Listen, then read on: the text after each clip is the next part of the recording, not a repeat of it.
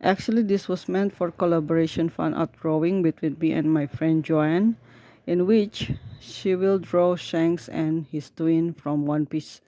I came up with this idea for drawing twins, and I wanted to draw the twin from Demon Slayer manga, Yorichi and Michikatsu Tsugikuni. Perhaps I will post it again as collaboration drawings with her later on. For now, I will only explain about this twin. As I posted in previous video about Yorichi and the main villain of the series Muzan, I will discuss further about him here with his older twin brother Michikatsu, or later on change into Kokushibo. Yorichi was a selfless brother since his young age. Back then, having twin in the family would bring bad luck unless one of them being cast away from the family. Michikatsu was said to be the heir to their clan and was trained since their younger years of everything there was to it to set for his duty in the future, including learning martial arts, etc. Meanwhile, Yorichi did not have the slightest interest, but only tending her sick mother until the day she died. One fateful day suddenly came when the martial art and sword trainer found out that he was a prodigy and much more superior compared to Michikatsu, and reported the truth to their dad.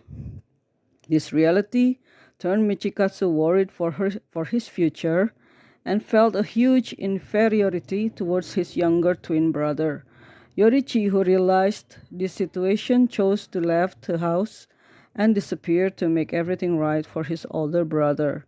Long story short, Michikatsu actually had a good life, a clan, a perfect family with wife and kids, but due to his inferior complex problem, after all these years, and seeing that his twin was well respected as Demon Slayer, highly skilled swordsman who dedicated his life to help others, his envy arose even more. He then followed Yorichi to be Demon Slayer and trained harder, although in the end he felt like he can never achieve his brother's level unless he trained harder like hell. That's when Muzan influenced his darker side to turn himself and became a powerful demon for the sake of beating his twins level sooner and faster. Yorichi has a bitter fate when his family got killed while he was away. He also failed to kill Muzan and saw his twin brother turn into demon. He felt that he miserably failed in everything in life, although it wasn't his fault from the beginning, but only a cruel fate he couldn't control.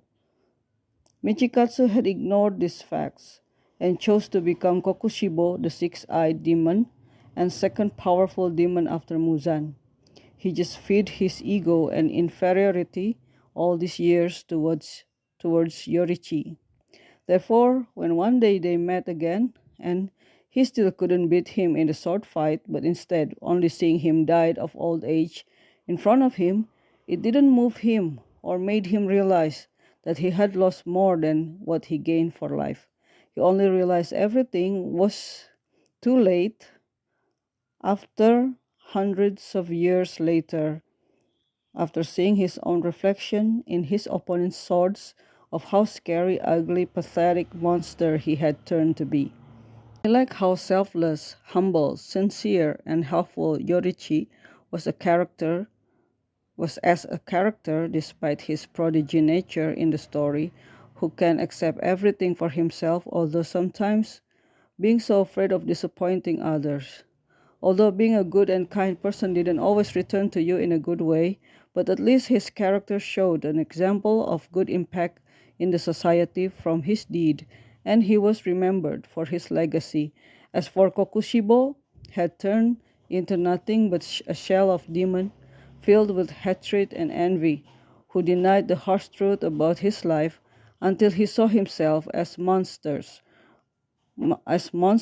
without any notable achievement. Even until the end of his life, after hundreds of years passed, he still cannot beat his late twin brother, but lost everything for nothing. What we can learn from their characters is, although they shared the same blood, but did not necessarily share the same thought, compassion, vision, and choices in life. Even brothers can turn into sworn enemies despite only one of them succumbed into darkness, just for feeding their selfish inferior ego. The moral value from this story would be don't ever stop being kind, honest, and good person, and don't ever feel envy on other people's achievement or talents. Everyone has their own share of fate in life. Thank you for watching.